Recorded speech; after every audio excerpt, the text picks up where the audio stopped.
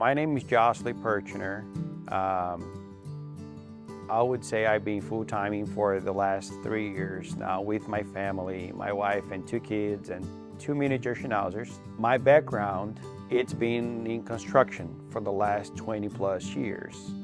And I think that the RV industry that I've seen that's growing a lot, and it's something that we like, kind of got me to the NRVTA, and I decided to take all of the classes.